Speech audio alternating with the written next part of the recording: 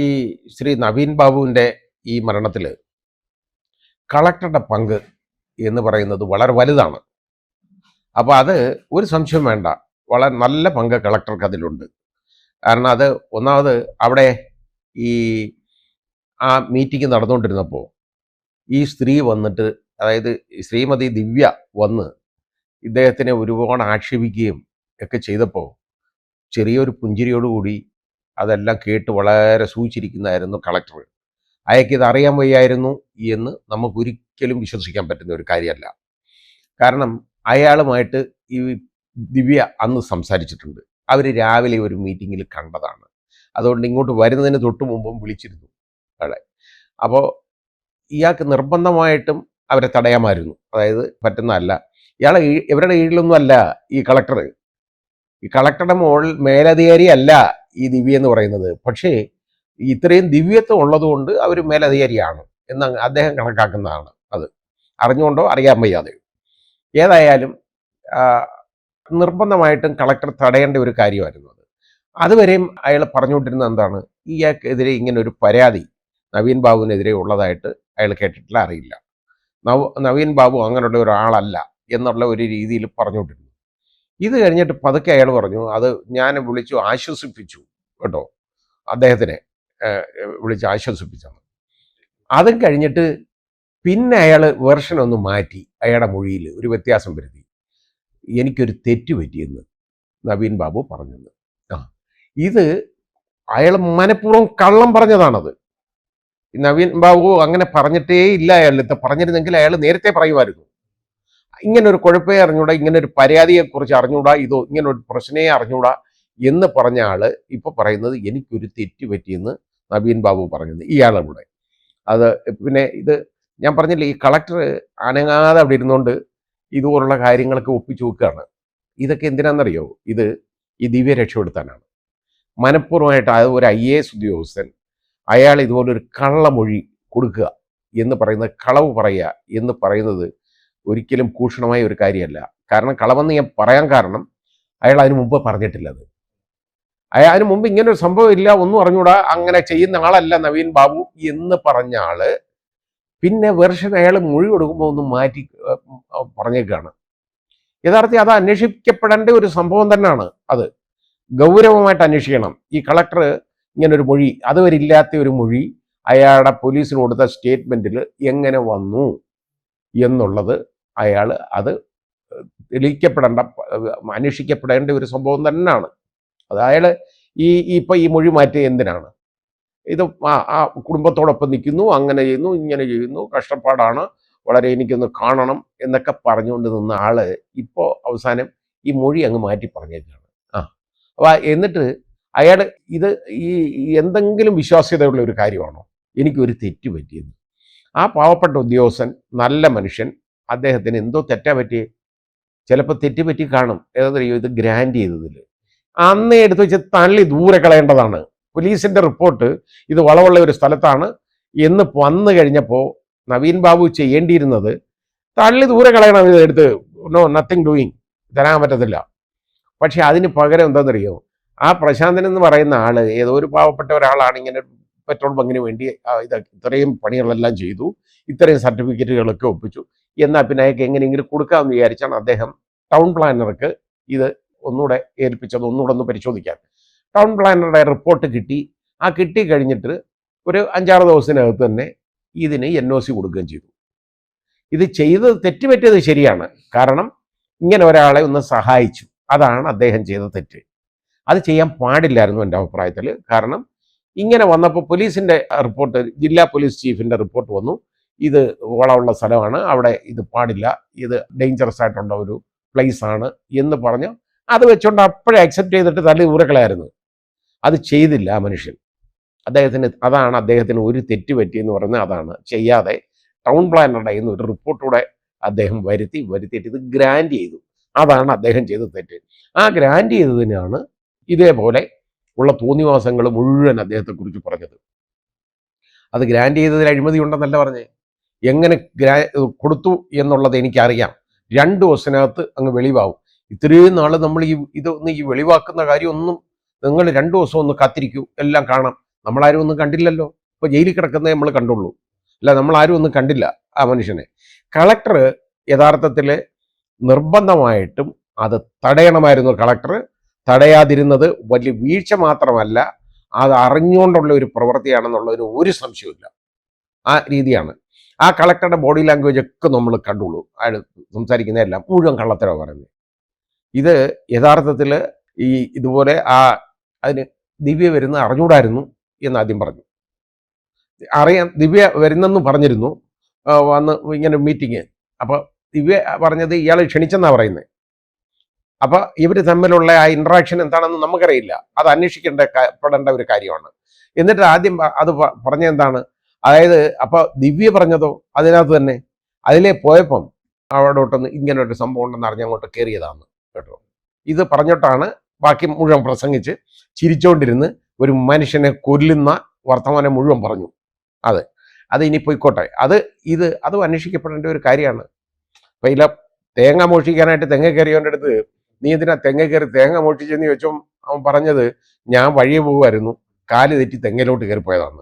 അങ്ങനെയാണ് കാല് തെറ്റി വന്നതാണ് ഈ ദിവ്യ ഇവിടെ എന്ന് പറയുന്നത് പോലുള്ള ഒരു കാര്യമാണ്. ഇതൊക്കെ മനുഷ്യരുടെ അടുത്ത് ഇതൊക്കെ പറയാന്ന് പറയുമ്പോൾ മനസ്സിലാക്കണം, ചിന്തിക്കാൻ കഴിവുള്ള ആളുകളുണ്ടെന്ന് മനസ്സിലാക്കണം. ഈ കളക്ടറുടെ റോൾ ഉണ്ടല്ലോ, ശരിയായി അന്വേഷിക്കപ്പെടേണ്ടതാണ്. കളക്ടർ CPM-ൻ്റെയും അതുപോലെ തന്നെ ഈ ഗവൺമെൻറ്റിൻ്റെയും ഒരു പിണിയാളായിട്ട് മാത്രം പ്രവർത്തിക്കുന്ന ഒരാളായിട്ട് മാറിയിട്ടുണ്ട്. അതൊരിക്കലും ഒരു കളക്ടറുടെ ഭൂഷണമല്ല. അതാണ് ഇതിനകത്ത്. ഇതിലെ നീതി നടക്കണം എന്ന് നിങ്ങൾ മനസ്സിലാക്കണം മിസ്റ്റർ കളക്ടർ. ഇനിയെങ്കിലും ആ പാവപ്പെട്ട കുടുംബത്തിനുണ്ടല്ലോ, അവർക്ക് നീതി കിട്ടണം. അതായിരിക്കണം നിങ്ങളുടെ കാഴ്ചപ്പാട്. അല്ലാതെ നിങ്ങൾക്ക് ദിവ്യയെ രക്ഷപ്പെടുത്താനോ കമ്മ്യൂണിസ്റ്റ് പാർട്ടിയുടെ മാർക്സിസ്റ്റ് പാർട്ടിയുടെ മുകളിലുള്ള കളങ്കം മായ്ക്കുന്ന ഒന്നും അല്ല നിങ്ങളുടെ ജോലി. നിങ്ങളുടെ ജോലി എന്ന് പറയുന്ന ആ കുടുംബത്തിന് നീതി വാങ്ങിക്കൊടുക്കേണ്ടതാണ് നിങ്ങൾ ചെയ്യേണ്ടത്. അത് ഇനിയെങ്കിലും ഒന്ന് തിരിച്ചറിയുക. ഈ ഇൻവെസ്റ്റിഗേഷൻ ഇമ്മീഡിയറ്റ് ആയിട്ട് CBIക്ക് കൊടുക്കണം. കൊടുത്തില്ലെങ്കിൽ ഈ കേസിലെ എല്ലാ തെളിവുകളും വീണ്ടും വീണ്ടും നശിപ്പിക്കപ്പെടും. ദിവ്യ രക്ഷപ്പെടുകയും ചെയ്യും. ദിവ്യമാർ ഒരുപാട് ഇനി പുതിയതുണ്ടാകും. ഇനിയും കൂടുതൽ നാൾ കേരള പോലീസ് ഇത് കൈവശം വെച്ചുകൊണ്ടിരുന്നു കഴിഞ്ഞാൽ തെളിവുകൾ കൂടുതൽ നശിപ്പിക്കപ്പെട്ടുകൊണ്ടേയിരിക്കും. അവരെ ബന്ധുക്കൾ, അദ്ദേഹത്തിൻ്റെ ബന്ധുക്കളും ചെല്ലുന്നതിന് മുമ്പ് തന്നെ ഇൻക്വസ്റ്റ് നടപടി അങ്ങ് പൂർത്തിയാക്കി കേട്ടോ. യഥാർത്ഥത്തിൽ ആ ഇൻക്വസ്റ്റ് നടത്തുമ്പോൾ ഇവരുടെ അടുത്ത ബന്ധുക്കൾ ആരെങ്കിലും വേണം എന്നുള്ളതാണ്. അത് പാലിക്കപ്പെട്ടില്ല. പെട്ടെന്ന് തന്നെ ഇൻക്വസ്റ്റ് അങ്ങ് ആയി. അതിനു മുമ്പേ അത് പെട്ടെന്ന് തന്നെ പോസ്റ്റ്മോർട്ടം നടത്തിയെടുക്കണം. പോസ്റ്റ്മോർട്ടം നടത്തിയ സ്ഥലം നമുക്കറിയാമല്ലോ എവിടെ ആണെന്ന്. പത്തനംതിട്ട അദ്ദേഹത്തിൻ്റെ വീട്ടിലേക്ക് ഇത് കൊണ്ടുപോയതിന് ശേഷം അത് പെട്ടെന്ന് ദഹിപ്പിക്കുകയായിരുന്നു ഉണ്ടായത്. അത് ആ ശവശരീരം മറവ് ചെയ്തിരുന്നുവെങ്കിൽ അത് വീണ്ടും ഡിസിൻറ്റേഷൻ നടത്തിയിട്ട് നമുക്ക് രണ്ടാമതൊരു പോസ്റ്റ്മോർട്ടം നടത്തി ഇത് കണ്ടുപിടിക്കാമായിരുന്നു എന്താണെന്ന്. ഈ കഴുത്തിൽ കെട്ടെന്ന് പറഞ്ഞാൽ കഴുത്തിൽ കയറ് മുറുകി മരിച്ചു എന്ന് പറയുന്നതിൽ ഒരു അർത്ഥമില്ല. അത് രണ്ട് വിധത്തിലാകാം. ഒന്ന് തൂങ്ങി മരണമാകാം, അല്ലെങ്കിൽ അത് സ്ട്രാങ്കുലേഷൻ ആവാം. ഇത് തമ്മിലുള്ള നാരോ ഡിഫറൻസാണ് ഉള്ളത്, കണ്ടുപിടിക്കാൻ പറ്റും അതിനകത്ത്. പക്ഷേ അത് നോക്കുന്നത് ഇനി ഒന്നും ചെയ്യാനൊക്കത്തില്ല. കാരണം ഈ പോസ്റ്റ്മോർട്ടം സർട്ടിഫിക്കറ്റിൽ റിപ്പോർട്ടിൽ എന്തൊക്കെ പറഞ്ഞേക്കുന്നു അത് തന്നെയാണ് നമുക്ക് വിശ്വസിക്കാൻ ഒക്കുള്ളൂ. വേറെ മാർഗമില്ല. കാരണം അത് ഇല്ലാതാക്കി കളഞ്ഞു. അത് ഒരു ശരിയായ ഒരു പോസ്റ്റ്മോർട്ടം പോലും അതിൽ നടന്നു എന്ന് ഞാൻ വിശ്വസിക്കുന്നില്ല. കാരണം ഇവരൊക്കെ ചെല്ലുന്നതിന് മുമ്പേ പോസ്റ്റ്മോർട്ടം റെഡിയാക്കി മൊത്തം അടുത്ത് കെട്ടിപ്പൊതിഞ്ഞ് കൈ കൊടുത്തു. ഇപ്പം AKG സെന്ററിലേക്ക് അന്വേഷണം നീളും. അപ്പം അതിൻ്റെ അങ്ങോട്ട് അത് നീളാതിരിക്കാനുള്ള മാർഗമാണ് ഇപ്പോൾ ഈ കേരള പോലീസിന് തന്നെ എല്ലാം റെഡിയാക്കി കൈ കൊടുക്കാനായിട്ട് നോക്കുന്നത്. ദിവ്യ കുറേ നാൾ ഒളിവിലായിരുന്നു. അതിനുശേഷം ദിവ്യയെ അറസ്റ്റ് ചെയ്തു. അറസ്റ്റ് എന്ന് പറയുന്ന ഒരു വലിയ നാടകമാണ്. ദിവ്യ വിളിച്ച് പറഞ്ഞു പോലീസിൻ്റെ അടുത്ത്, ഞാൻ റെഡിയാണ്, ഇനി വന്ന് വിളിച്ചുകൊണ്ട് പോകാൻ പറഞ്ഞു. ഏതായാലും അങ്ങനെ അറസ്റ്റ് ചെയ്തു. അറസ്റ്റ് ചെയ്ത് കഴിഞ്ഞപ്പോൾ പോലീസ് 2 ദിവസത്തെ കസ്റ്റഡി ചോദിച്ചു. അപ്പോൾ മജിസ്ട്രേറ്റ് 1 ദിവസത്തെ കസ്റ്റഡി കൊടുത്തു. ആ 1 ദിവസത്തെ കസ്റ്റഡി തന്നെ ആവശ്യമില്ല പോലീസിന്. കാരണം അത് ഉച്ചയ്ക്ക് ഒരു 2:30 മണിയായപ്പോഴത്തേക്ക് അവരെ ചോദ്യം ചെയ്യലെല്ലാം തീർന്നു. വലിയ ചോദ്യമാണ് ചോദിച്ചുകൊണ്ടിരുന്നത് മൊത്തം. അതെല്ലാം തീർന്നു, ചോദ്യം ചെയ്യലെല്ലാം കഴിഞ്ഞു. ഇതിനകത്ത് ഈ കേസിൽ ഒരുപാട് ദുരൂഹതകളുണ്ട്. അതായത് ഇതിൻ്റെ പുറയിലുള്ള ഒരു വൈഡ് ആയിട്ടുള്ള ഒരു കോൺസ്പിറസി ഉള്ളതാണ്, ഒരു ഗൂഢാലോചന. അതിന് ഒരു സംശയമില്ലാത്ത കാര്യമാണ്. കാരണം നവീൻ ബാബു ADM-ന് അദ്ദേഹത്തിൻ്റെ വളരെ എതിർപ്പ് ഈ മാർക്സിസ്റ്റ് പാർട്ടിയുടെ ഒരു വിഭാഗത്തിന് ഉണ്ടായിരുന്നു. അദ്ദേഹം പാർട്ടിക്കാരനൊക്കെയാണ്, പക്ഷേ കണ്ണൂർ ലോബി എന്ന് പറയുന്നതിനകത്ത് ഒരുപാട് എതിർപ്പുണ്ടാവാനുള്ള പല കാര്യങ്ങളും ഉണ്ടെന്നാണ് പറയപ്പെടുന്നത്. എനിക്കറിയില്ല എന്താണെന്ന്. അതായത് അത് പറഞ്ഞു കേൾക്കുന്നിടത്തോളം അത് ഈ മണ്ണെടുപ്പ് തുടങ്ങിയ ഒരുപാട് പ്രശ്നങ്ങളുണ്ടായിരുന്നു. അതെല്ലാം വെച്ച് അദ്ദേഹം ഒരു സ്ട്രിക്റ്റ് ആയിട്ടുള്ള ഒരു ഉദ്യോഗസ്ഥനാണ്. വഴി വിട്ടുള്ള ഒരു പണിയും ചെയ്യത്തില്ല. അപ്പോൾ അങ്ങനെയൊക്കെ വന്നു കഴിഞ്ഞപ്പോൾ എതിർപ്പ് സ്വാഭാവികമാണ്. അത് ദിവ്യയ്ക്ക് വളരെ വലിയ എതിർപ്പ് വരണം. അങ്ങനെ എന്തായാലും ഏതായാലും അത് അദ്ദേഹത്തിൻ്റെ ഇനി അത് യഥാർത്ഥത്തിൽ ഈ കേസ് ഇപ്പോൾ കേരള പോലീസ് അന്വേഷിക്കുന്നത് നമ്മൾ കണ്ടല്ലോ എങ്ങനെയാണെന്നുള്ളത്. വളരെ വലിയ അന്വേഷണമാണ് നടന്നുകൊണ്ടിരിക്കുന്നത് കേട്ടോ. ഇത് എന്തോ അന്വേഷണം എന്ന് ചോദിച്ചു കഴിഞ്ഞാൽ അവർക്ക് പറഞ്ഞുകൂടാ അന്വേഷിക്കുന്നത് എന്താണെന്ന്. അപ്പോൾ അത് ആ വലിയ അന്വേഷണം ഇങ്ങനെ നടന്നുകൊണ്ടിരിക്കുകയാണ്. അദ്ദേഹത്തിൻ്റെ കുടുംബത്തിന് നീതി കിട്ടണമെന്നുണ്ടെങ്കിൽ ഇത് കേരള പോലീസ് അന്വേഷിച്ചാൽ പറ്റത്തില്ല ഒരിക്കലും. കാരണം ശ്രീ പിണറായി വിജയൻ്റെ പോലീസ് എന്ന് പറയുന്നതാണ് ഇപ്പോൾ കേരള പോലീസ്. അതാണ്. അപ്പോൾ അത് ഓരോ കാര്യങ്ങൾ നോക്കി പറയുന്നതൊന്നും കാര്യങ്ങളൊന്നും അല്ലല്ലോ നടക്കുന്നത്. അവിടെ ഉറപ്പ് കൊടുക്കും ആ കുടുംബത്തിന് നിങ്ങൾക്ക് കിട്ടും, അന്വേഷണം അതിൻ്റെ ശരിയായ വഴിയിലൂടെയാണ് അന്വേഷണം. വഴിയിലാണ് അന്വേഷണം, അതാ കാര്യം. വഴിയിലാണ്. ഒരന്വേഷണവും ഇല്ല ഇതിനകത്ത്, ഒന്നും ചെയ്യുന്നില്ല. അപ്പോൾ നേരത്തെ ഒരു സ്പെഷ്യൽ ടീമിനെ അങ്ങ് പ്രഖ്യാപിച്ചു. സ്പെഷ്യൽ ടീം എന്ന് പറയുന്ന ആരാ? നേരത്തെ കേസ് അന്വേഷിച്ചുകൊണ്ടിരുന്ന ആളാണ് അന്വേഷിക്കുന്നത്. അതാണ് സ്പെഷ്യൽ ടീം. ശരിയാക്കി വെച്ചു. അപ്പോൾ ഇത് കണ്ണിൽ പൊടിയിടാൻ വേണ്ടി ചെയ്യുന്ന ഒരു പണി എന്നുള്ളതല്ലാതെ അതിനപ്പുറത്തോട്ട് വേറെ ഒന്നുമില്ല. അപ്പോൾ ഇത് ഈ യഥാർത്ഥത്തിൽ ഈ ദിവ്യയൊക്കെ ക്വസ്റ്റ്യൻ ചെയ്ത് നല്ല രീതിയിൽ ചോദ്യം ചെയ്ത് അതിൻ്റെ തെളിവ് എടുക്കണമായിരുന്നു. അതൊന്നും അവിടെ നടക്കുന്നില്ല ഇപ്പോൾ. അതുപോലെ തന്നെ ഈ ഡ്രൈവർ, അതായത് ഈ ഇദ്ദേഹത്തിൻ്റെ ഡ്രൈവർ, അത് ആരെയോ അദ്ദേഹം കാത്തിരുന്നെന്നോ ആരോ വരാനുണ്ടെന്ന് പറഞ്ഞെന്നോ ഒക്കെ പറയുന്നു. ആരാ എന്താണെന്നുള്ളതിനെ കുറിച്ചൊന്നും ഒരു പിടുത്തവുമില്ല, ഒന്നുമില്ല. ഒരു അന്വേഷണം പോലും നടന്നിട്ടില്ല. പിന്നെ ആ റെയിൽവേയിൽ നിന്ന്, അതായത് ആ റെയിൽവേ സ്റ്റേഷനിലെ CCTV പോലീസ് കളക്ട് ചെയ്തേ ഇല്ല.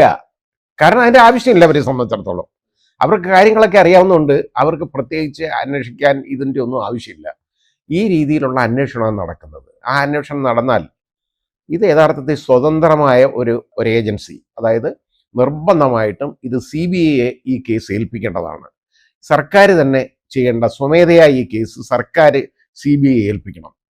അതിന് ധൈര്യം ഉണ്ടെങ്കിൽ അത് ചെയ്യണം. കാരണം ഇത് കേരള പോലീസ് അന്വേഷിച്ചാൽ എങ്ങും എത്തത്തില്ല, ഒരിക്കലും എത്തത്തില്ല. എന്ന് പറയുന്നത് അവരുടെ ആത്മഹത്യ അതിനകത്ത് മാത്രമായിട്ട് ഇങ്ങനെ കിടന്ന് കറങ്ങും. അതിനകത്ത് ഈ ദിവ്യയുടെ ഇടപാട് വല്ലതും ഉണ്ടോ ഇല്ലയോ എന്നുള്ളതിനെക്കുറിച്ച് ആവും. ഈ ദിവ്യയെ രക്ഷപ്പെടുത്താനായിട്ട് ഉള്ള എല്ലാ മാർഗങ്ങളും കേരള പോലീസ് ചെയ്യും. ഇതിനകത്ത് ഒരു സംശയം വേണ്ട. കാരണം പാർട്ടിക്ക് അത്രത്തോളം വേണ്ടപ്പെട്ട ഒരു മഹതിയാണ് ഈ വലിയ മഹതി. അതാണ് കാരണം. അതുകൊണ്ട് ഏതായാലും ഒന്നും സംഭവിക്കുമെന്ന് നമുക്ക് വിചാരിക്കാൻ പറ്റുന്നില്ല. ഇതിനകത്ത് പുതിയതായിട്ട് ഈ നമ്മുടെ ഈ പോലീസ് അന്വേഷിച്ചുകൊണ്ടിരുന്നു കഴിഞ്ഞാൽ ഇത് അന്വേഷണം പോലീസിനെ കുറ്റം പറയാൻ അവർക്ക് അറിയാൻ വയ്യാത്തതൊന്നും അല്ല അന്വേഷിക്കാൻ. അവർക്കിതൊക്കെ അറിയാം. നല്ല മിടുക്കന്മാരായ ഓഫീസർ കേരള പോലീസിലുണ്ട്. പക്ഷേ ഇതുപോലെ പാർട്ടിക്ക് ഇത്രത്തോളം താല്പര്യമുള്ള ഒരു പ്രതിയെ, ആ പ്രതിയുടെ കേസ് അവരന്വേഷിക്കുമ്പോൾ എങ്ങനെ അന്വേഷിക്കും എന്നുള്ളത് നമുക്കറിയാം. പണ്ടും പാർട്ടിക്കാർ നടത്തുന്ന കൊലപാതകങ്ങളൊക്കെ നടത്തുമ്പോൾ അത് CBIക്കൊക്കെ വിടുമ്പോൾ അതിൻ്റെ മുകളിൽ ഇപ്പം ഞാൻ തന്നെ കുറേ കേസുകൾ അങ്ങനെയുള്ളത് വിട്ടിട്ടുണ്ട്. അതിൻ്റെ മുകളിലൊക്കെ സുപ്രീം കോടതി വരെ കോടിക്കണക്കിന് രൂപ ചിലവാക്കി സർക്കാർ പോവുമായിരുന്നു. ആ ഓർഡർ ചലഞ്ച് ചെയ്തുകൊണ്ട് പോവും. അതിൻ്റെ ആവശ്യം എന്താണ്? CBI അന്വേഷിച്ചാൽ എന്താ കുഴപ്പം? അവരന്വേഷിക്കത്തില്ലേ? അവർ മോശമാണോ? ഒരു നല്ലൊരു ഏജൻസിയാണ് CBI. അവർ ആ കേസ് അന്വേഷിച്ച് അത് എടുക്കണമായിരുന്നു. അവർ അങ്ങനെ ചെയ്യുന്നവരാണ്. CBI അന്വേഷിച്ച് ഒരുപാട് കേസുകൾ എൻ്റെ മുമ്പിൽ വന്നിട്ടുള്ളതാണ്. നന്നായിട്ട് അവർ ഇൻവെസ്റ്റിഗേറ്റ് ചെയ്യും അങ്ങനെയുള്ള കേസുകൾ. അതേ ഞാൻ കണ്ടിട്ടുള്ളൂ. CBI അത് ഒതുക്കുന്നതായിട്ടുള്ള ഒരൊറ്റ കേസും ഞാൻ എൻ്റെ ശ്രദ്ധയുടെ അതിൽപ്പെട്ടിട്ടില്ല, മുമ്പിൽ വന്നിട്ടില്ല. പക്ഷേ ഇതിനകത്ത് ഇപ്പോൾ CBIക്ക് ഈ അന്വേഷണം കൊടുത്താൽ ഇതിനകത്ത് കോൺസ്പിറസിയുടെ റേഞ്ച്, ഇതെങ്ങനെയാണ് ഇദ്ദേഹത്തിൻ്റെ മരണം എന്നുള്ളതൊക്കെ മനസ്സിലാവും. ഇതൊക്കെ ആ പോസ്റ്റ്മോർട്ടം എന്നൊക്കെ പറയുന്നത് നമുക്കൊന്നും മനസ്സിലാക്കേണ്ട ഒരു കാര്യമെന്ന് പറയുന്നത്, അവർ ബന്ധുക്കൾ, അദ്ദേഹത്തിൻ്റെ വീട്ടുകാർ ബന്ധുക്കളും ചെല്ലുന്നതിന് മുമ്പ് തന്നെ ഇൻക്വസ്റ്റ് നടപടി അങ്ങ് പൂർത്തിയാക്കി കേട്ടോ. യഥാർത്ഥത്തിൽ ആ ഇൻക്വസ്റ്റ് നടത്തുമ്പോൾ ഇവരുടെ അടുത്ത ബന്ധുക്കൾ ആരെങ്കിലും വേണം എന്നുള്ളതാണ്. അത് പാലിക്കപ്പെട്ടില്ല. ഇൻക്വസ്റ്റ് പെട്ടെന്ന് തന്നെ ഇൻക്വസ്റ്റ് അങ്ങ് ആയി. അതിനു മുമ്പേ അത് പെട്ടെന്ന് തന്നെ പോസ്റ്റ്മോർട്ടം നടത്തിയെടുക്കണം. പോസ്റ്റ്മോർട്ടം നടത്തിയ സ്ഥലം നമുക്കറിയാമല്ലോ എവിടെ ആണെന്ന്. പോസ്റ്റ്മോർട്ടവും നടത്തി. പക്ഷേ എങ്ങനെയുള്ള പോസ്റ്റ്മോർട്ടം ആണെന്നുള്ളത് നമുക്കൊന്നും അറിയാൻ പറ്റുന്നില്ല. കാരണം ഇത് ഒരു യഥാർത്ഥത്തിൽ ഈ കേസ് ഒരു റീപോസ്റ്റ്മോർട്ടം ആവശ്യമുള്ള ഒരു കേസായിരുന്നു. അത് ആദ്യം മുതലേ എനിക്ക് ആ ഒരു ധാരണയുണ്ട്. കാരണം ഒരു റീപോസ്റ്റ്മോർട്ടം വേണ്ടിയിരുന്ന ഒരു മാറ്ററാണ്.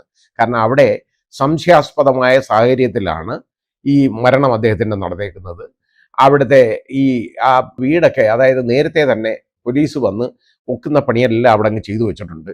ഇതെല്ലാം കഴിഞ്ഞിട്ട് ഇത് കൊണ്ടുപോയിട്ട് എന്താണ് ഇത്ര ധൃതി എന്തായിരുന്നു എനിക്ക് മനസ്സിലാകുന്നില്ല. പത്തനംതിട്ട അദ്ദേഹത്തിൻ്റെ വീട്ടിലേക്ക് ഇത് കൊണ്ടുപോയതിന് ശേഷം അത് പെട്ടെന്ന് ദഹിപ്പിക്കുകയായിരുന്നു ഉണ്ടായത്. ആ ശവശരീരം മറവ് ചെയ്തിരുന്നുവെങ്കിൽ അത് വീണ്ടും ഡിസിൻറ്റേഷൻ നടത്തിയിട്ട് നമുക്ക് രണ്ടാമതൊരു പോസ്റ്റ്മോർട്ടം നടത്തി ഇത് കണ്ടുപിടിക്കാമായിരുന്നു എന്താണെന്ന്. ഈ കഴുത്തിൽ കെട്ടെന്ന് പറഞ്ഞാൽ കഴുത്തിൽ കയറ് മുറുകി മരിച്ചു എന്ന് പറയുന്നതിൽ ഒരു അർത്ഥമില്ല. അത് രണ്ട് വിധത്തിലാകാം. ഒന്ന് തൂങ്ങി മരണമാകാം, അല്ലെങ്കിൽ അത് സ്ട്രാങ്കുലേഷൻ ആവാം. ഇത് തമ്മിലുള്ള ന്യാരോ ഡിഫറൻസാ ഉള്ളത് കണ്ടുപിടിക്കാൻ പറ്റും അതിനകത്ത്. പക്ഷേ അത് നോക്കുന്നത് അത് ഇനിയൊന്നും ചെയ്യാനൊക്കത്തില്ല. കാരണം ഈ പോസ്റ്റ്മോർട്ടം സർട്ടിഫിക്കറ്റിൽ റിപ്പോർട്ടിൽ എന്തൊക്കെ പറഞ്ഞേക്കുന്നു അത് തന്നെയാണ് നമുക്ക് വിശ്വസിക്കാൻ ഒക്കുള്ളൂ. വേറെ മാർഗമില്ല. കാരണം അത് ഇല്ലാതാക്കി കളഞ്ഞു. അത് ഒരു ശരിയായ ഒരു പോസ്റ്റ്മോർട്ടം പോലും അതിൽ നടന്നു എന്ന് ഞാൻ വിശ്വസിക്കുന്നില്ല. കാരണം ഇവരൊക്കെ ചെല്ലുന്നതിന് മുമ്പേ പോസ്റ്റ്മോർട്ടം റെഡിയാക്കി മൊത്തം അടുത്ത് കെട്ടിപ്പൊതിഞ്ഞ് കൈ കൊടുത്തു. അങ്ങനെയല്ല വേണ്ടത്. ഇവർ ഇവിടെ ചെല്ലുമ്പോൾ അവർക്ക് ഇങ്ങനെയുള്ള ഒരു മരണം ഉണ്ടാവുമ്പോൾ ഈ സാഹചര്യങ്ങൾ സംശയാസ്പദമായ സാഹചര്യങ്ങളാണ്. ഇതൊക്കെ മനസ്സിലാക്കേണ്ടതാണ്. അദ്ദേഹം വിളിച്ചു പറഞ്ഞതായിട്ട്, ട്രെയിനിൽ കയറി എന്ന് വിളിച്ചു പറഞ്ഞതായിട്ട് വരുന്നുണ്ട്. ഉള്ളതാണോ ഇല്ലെന്ന് അറിയില്ല.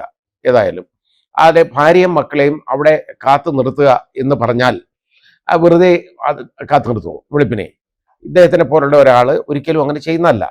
അപ്പോൾ അതിലെ ഒരുപാട് കാര്യങ്ങൾ സംശയിക്കാനുള്ള ഒരുപാട് സാഹചര്യങ്ങളുണ്ട്. അതുകൊണ്ട് ഇത് കേരള പോലീസിൽ നിന്ന് ഈ അന്വേഷണം മാറ്റിയില്ലെന്നുണ്ടെങ്കിൽ അത് CBIക്ക് നിർബന്ധമായിട്ടും CBIക്ക് കൊടുക്കേണ്ട ഒരു മാറ്ററാണിത്. കാരണം ഇതിൻ്റെ പുറയിലുള്ള കുഴപ്പങ്ങളൊക്കെ അറിയണം. ഇത് മാത്രമല്ല, വേറെ പറഞ്ഞേക്കുന്ന ഈ പെട്രോൾ ബങ്ക് എന്ന് പറയുന്നത്, ഇതിനെ കൊടുത്തേക്കുന്നത് ഈ പ്രശാന്തൻ എന്ന് പറയുന്നവൻ ഒരു നെയിം ബ്ലെൻഡറാണ് എന്ന് വന്നു കഴിഞ്ഞു. പക്ഷേ ഇപ്പോഴും അയാൾക്കെതിരെ കേസില്ല. അതാണ് കാര്യം. ഇത് ഒരു നടപടിയില്ല. അയാൾ കള്ളത്തരം ഉണ്ടാക്കി അവിടെ പാർട്ടി ഓഫീസ്, അത് AKG സെൻറ്ററിൽ വെച്ച് ഇത് എഴുതി കഴിഞ്ഞാൽ, പരാതി എഴുതി കഴിഞ്ഞിട്ട് അതിനകത്ത് ഒരു ഒപ്പും വരച്ച് ഒരുത്തനെ അങ്ങ് കൊടുത്തു. പേര് പോലും ശരിയല്ല അതിനകത്ത്. എന്നിട്ട് അവൻ പരാതി കൊടുത്തെന്നാണ് പറഞ്ഞേക്കുന്നത് മുഴുവൻ. ഈ കള്ളത്തരത്തിന് കൂട്ടുന്നത് ആരൊക്കെയാണ് എന്നുള്ളത് ഇമ്പോർട്ടൻ്റ് ആയിട്ടുള്ള ഒരു വസ്തുതയാണ് ഈ കേസിനെ സംബന്ധിച്ചിടത്തോളം. കാരണം ഇതാണ് അദ്ദേഹത്തിൻ്റെ മരണത്തിലേക്ക് നയിക്കുന്ന ഒരു സംഭവമാണത്. അത് ഏത് വിധത്തിലായാലും, മരണം എങ്ങനെയായാലും. അപ്പോൾ അതിന് ശരിയായ രീതിയിലുള്ള ഒരു അന്വേഷണം വരേണ്ടതാണ്. അത് വരണമെങ്കിൽ ഇപ്പം AKG സെൻറ്ററിലേക്ക് അന്വേഷണം നീളും. അപ്പോൾ അതിൻ്റെ അങ്ങോട്ട് അത് നീളാതിരിക്കാനുള്ള മാർഗമാണ് ഇപ്പോൾ ഈ കേരള പോലീസിന് തന്നെ എല്ലാം റെഡിയാക്കി കൈ കൊടുക്കാനായിട്ട് നോക്കുന്നത്. ഈ കള്ളപ്പരാതി എഴുതിയത് ആരാണ്? ഈ കള്ളപ്പരാതി എന്തിന് ചമച്ചു? ഇത് മുഴുവൻ അത് ഈ ദിവ്യയ്ക്ക് വേണ്ടി ചെയ്താണല്ലോ. അത്രയൊക്കെ ചെയ്യുകയാണെങ്കിൽ ഇനിയും ചെയ്യും. എന്നിട്ട് അത് കോടതി വയ്ക്കുമ്പോൾ അത് പിടിക്കപ്പെടും എന്നുള്ള ഒരൊറ്റ കാരണം കൊണ്ട് അത് പുറത്തോട്ട് വെളിച്ചം കണ്ടില്ല. ആ രീതിയിലേക്ക് അങ്ങ് പോവാണ്. ഇനി അത് വേണ്ട, പരാതി വേണ്ട, ആ പരാതി വേണ്ട. അതിന് പകരം വേറെ ഏതോ ഒരുത്തിൻ്റെ അത് ചെയ്തില്ല എന്നുള്ള ഒരു പരാതി എഴുതി കൊടുത്തേക്കാണ്. ഒരു സർക്കാർ ഉദ്യോഗസ്ഥൻ നന്നായിട്ട് ജോലി ചെയ്യുന്ന ഒരാൾ, വളരെ സ്ട്രിക്റ്റ് ആയിട്ട് ഒരു അഴിമതി ഇല്ലാതെ ചെയ്യുന്ന ആളാണെന്നുണ്ടെങ്കിൽ അയാൾക്കെതിരെ ഇതുപോലെ കള്ളപ്പരാതികളൊക്കെ ഒരുപാട് ഉണ്ടാവും. ഒരുപാട് പരാതിയൊക്കെ ഓരോരുത്തരെ അയക്കും. കാരണം അവരുടെ കയ്യിൽ വീണ് കിട്ടുന്നില്ല അയാളെ. അപ്പോൾ അതിനുള്ള മാർഗമൊക്കെ നോക്കിയിട്ട് എന്തെങ്കിലുമൊക്കെ ചെയ്യും. അതുകൊണ്ട് ഇതിനെക്കുറിച്ചൊക്കെ ശരിയായ രീതിയിലൊരു അന്വേഷണം വരേണ്ടതാണ്. ഈ പരാതി ആര് ചമച്ചു, എവിടെ വെച്ച് ആരെഴുതി, ഇത് ആരാണ് ഇത് കൊടുക്കാനിടയായത്, എന്നിട്ട് ഇതൊക്കെ മാധ്യമങ്ങളിലും വന്നു. അതുപോലെ തന്നെ സോഷ്യൽ മീഡിയയിൽ അന്ന് തന്നെ ഇതുപോലെ ഇങ്ങനെ ഒരു പരാതി പെട്ടെന്ന് ഇത് ആർക്ക് കൊടുത്തു, ഇതൊക്കെ അന്വേഷിക്കാൻ പറ്റാത്തതാണോ? ഒരിക്കലും അല്ലല്ലോ. കാരണം IP അഡ്രസ്സ് വെച്ചിട്ട് അത് കണ്ടുപിടിക്കാം. ആരുടെ ഫോണിൽ നിന്നാണ് ഇത് പോയേക്കുന്നതെന്നും ഈ സോഷ്യൽ മീഡിയയിലേക്ക് ഇത് വന്നേക്കുന്നതെന്നും ഒക്കെ കണ്ടുപിടിക്കാവുന്നതാണ്. പക്ഷേ അതിൻ്റെ ഒന്നും ഒരന്വേഷണവും എങ്ങും എത്തുകയല്ല എന്നുള്ളത് ഉറപ്പാണ്. ഇത് കൊടുത്തില്ലെങ്കിൽ ഇനിയും കൂടുതൽ നാൾ കേരള പോലീസ് ഇത് കൈവശം വെച്ചുകൊണ്ടിരുന്നു കഴിഞ്ഞാൽ തെളിവുകൾ കൂടുതൽ നശിപ്പിക്കപ്പെട്ടുകൊണ്ടേയിരിക്കും. ദിവ്യ രക്ഷപ്പെടുകയും ചെയ്യും. ദിവ്യമാർ ഒരുപാട് ഇനി പുതിയതുണ്ടാകും. നമ്മൾ കാണുന്നുണ്ടല്ലോ, ഒരാളെ മാനസികമായിട്ട് അയാളെ തകർക്കുകയാണ്, ഒരു നല്ല ഒരു ഉദ്യോഗസ്ഥനെ അതുപോലെ നശിപ്പിച്ചു. അദ്ദേഹത്തിൻ്റെ കുടുംബം തന്നെ വഴിയാധാരമായില്ലേ, ആ രീതിയിലേക്കായി. ഇനി ഇപ്പോൾ ആ കുടുംബത്തിന് തന്നെ യഥാർത്ഥത്തിൽ വിശ്വാസം ഇല്ലാതായിട്ടുണ്ട്. പക്ഷെ അവർക്കത് പറയാൻ വയ്യ പുറത്ത്. അതാണ് പ്രശ്നം. കാരണം അവരും മാർക്സിസ്റ്റ് പാർട്ടിയോടെ ഒപ്പം നടക്കുന്ന ആളുകളാണ്. ആ രീതിയിലേക്ക് ആണ് കാര്യങ്ങൾ പോയിക്കൊണ്ടിരിക്കുന്നത്. പക്ഷെ അവരേതായാലും ഒരു അഭിഭാഷകനെ അതിൽ വെച്ചത് നന്നായി. അല്ലെങ്കിൽ എന്നുണ്ടെന്നുണ്ടെങ്കിൽ ഇതിനകത്ത് മുഴുവൻ വേറെ ആ കുഴപ്പത്തിലേക്ക് അത് മാറിപ്പോയേനെ.